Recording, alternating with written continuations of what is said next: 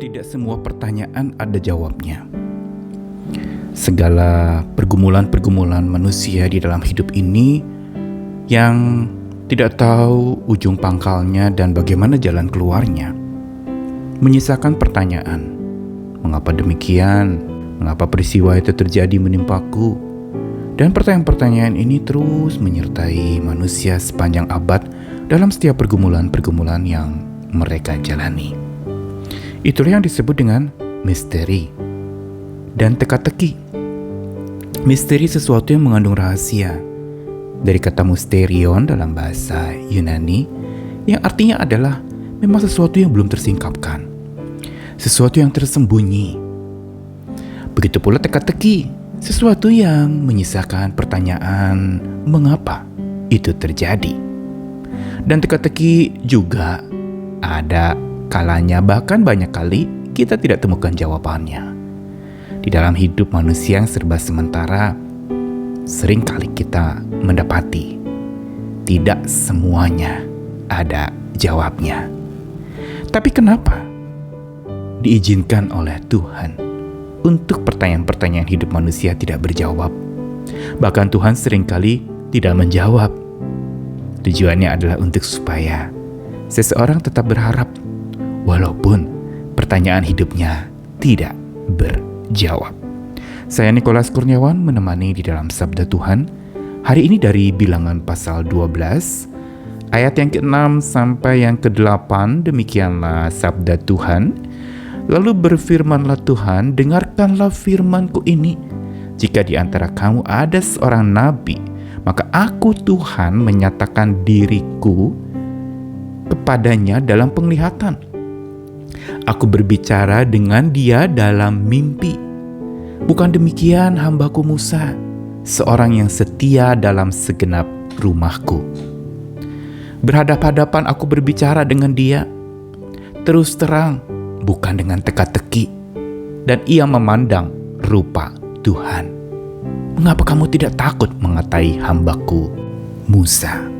Tuhan berbicara kali ini di dalam Bilangan pasal 12 tadi kepada Musa, tentu saja secara khusus untuk membela Musa di hadapan Miriam dan Harun, kakak-kakak Musa, saudara kandung Musa, yang justru mereka mempertanyakan mengapa Tuhan berbicara hanya kepada Musa dan bukan kepada mereka. Dan Musa memang tidak menjawab karena Musa tidak tahu jawabannya. Tetapi Tuhan yang langsung menjawab, membela Musa dengan mengatakan bahwa di antara semua nabi yang ada, Tuhan menyatakan diri secara khusus kepada Musa. Tidak dalam mimpi atau penglihatan, tetapi justru berbicara terus terang, bukan dengan teka-teki dan memandang rupa Tuhan berarti berhadapan muka. Di dalam kitab lain, yaitu di Keluaran pasal 33, memang dikatakan Tuhan berbicara kepada Musa dengan berhadapan muka seperti seorang berbicara kepada temannya. Ini tercatat di dalam kitab suci yang memberitahukan memang Musa mendapatkan hak khusus untuk secara khusus pula istimewa dia menjadi nabi yang memang berbeda cara Tuhan berbicara kepadanya, yaitu Tuhan membuka apa adanya tanpa perumpamaan, tanpa teka-teki, secara gamblang dan blak-blakan. Mereka berbicara seperti antara teman. Kenapa ini terjadi? Dan kenapa lalu kemudian kita lihat bagaimana Miriam dan Harun, khususnya Miriam, mendapat hukuman sakit kusta ketika ia iri dan lalu kemudian mengata-ngatai Musa, hamba Tuhan itu. Di sini kita bisa melihat bagaimana sesungguhnya Tuhan itu ada kalanya dia berbicara tanpa misteri dan teka-teki. Dia buka, dia ungkapkan secara khusus kepada orang-orang yang khusus. Dan pertanyaannya, kenapa Musa? Digambarkan Musa memang seorang yang tulus hati, yang lurus, bahkan tadi dikatakan setia di segala rumah Tuhan. Dia adalah sosok yang boleh dikatakan kitab suci mencatat lagi bahwa Musa adalah sosok yang paling lembut hatinya di dunia ini. Inilah modal yang membuat lalu kemudian seseorang bisa memahami misteri dan teka-teki Tuhan, dan Tuhan berani bicara secara gamblang, membuka dirinya bicara hadap-hadapan seperti dengan sahabat. Itu terjadi dalam hubungan Tuhan dengan Musa. Dan di sini kita mau belajar tentang satu hal yang penting, bahwa memang di dalam kehidupan kita ada misteri dan teka-teki.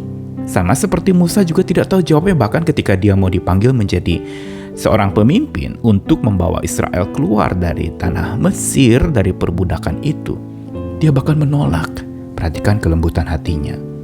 Dia bahkan mengatakan bahwa jangan saya deh, orang lain saja.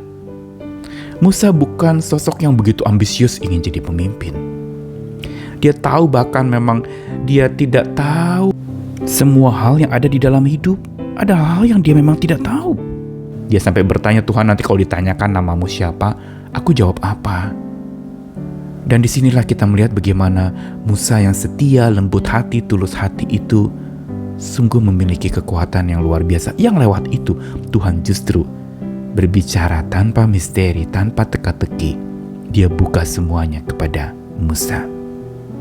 Ini mengajarkan kepada kita bahwa semua yang mengandung tanda tanya tak berjawab itu sebenarnya mengundang Musa untuk tetap berharap dan menatap dengan hati yang tetap kepada Tuhan saja. Dia tahu, Musa sangat mengerti bahwa yang sanggup menyingkapkan segala rahasia itu hanyalah Allahnya. Karenanya dia tidak menjawab ketika dia diserang oleh saudaranya sendiri. Dia tidak membela diri, dia tahu Tuhanlah yang ada di pihaknya. Sama sekali tidak ada momen di mana Musa lalu kemudian memarahi saudaranya sendiri yang meragukan tentang kenapa Tuhan berbicara hanya kepada Musa dan bukan kepada orang lain. Di sini kita melihat bagaimana justru Musa memiliki sosok yang begitu kuat di dalam pengharapannya dan begitu kuat di dalam dia menatap Tuhannya. Dia memandang segala sesuatunya kepada Tuhan, bersama dengan Tuhan, dan oleh pandangan Tuhan dia menghadapi pergumulan yang memang tidak mudah. Dia pun pernah jatuh, tetapi pengharapannya dan menatapnya dengan hati yang tetap kepada Tuhan yang sanggup menyingkapkan segala sesuatu membuat dia terkenal dan dihormati, dianggap sahabat Tuhan yang menerima pewahyuan atau kabar dari Tuhan secara gamblang, belak-belakan, dan tanpa teka-teki serta misteri. Karenanya hari ini pada saat dimana kita bertanya-tanya mengapa begini, mengapa begitu, sebenarnya itu Tuhan izinkan untuk supaya apa? Bukan kita dapatkan jawaban. Karena bisa jadi Tuhan tidak akan menjawab mengapa kita mengalami ini, mengapa kita mengalami itu, mengapa kita jatuh seperti ini, mengapa kita jatuh seperti itu. Tetapi justru yang tanpa jawaban itu Tuhan mau kita mempunyai pengharapan kepada Dia. Tuhan mau pandangan kita tetap kepadanya, menatap Dia dengan hati yang tetap, karena Dialah yang sanggup menyingkapkan segala peristiwa. Ini menjadi pelajaran buat kita bahwa di dalam perjalanan iman kita adalah saat pergumulan yang membuat kita bertanya mengapa, Tuhan sebenarnya sedang mengundang kita untuk berharap dan menatap kepadanya dengan hati yang tetap. Mari tetap berharap walaupun tidak berjawab. Mari tetap berharap walaupun banyak hal yang menjadi teka-teki dan misteri dalam hidup kita. Jalanilah bersama dengan Tuhan, biar Tuhan yang maju dan kita hambanya ikut Dia. Taklukkan diri kepadanya dan terus bersandar kepadanya. Tuhan mengasihi kita sekalian. Amin.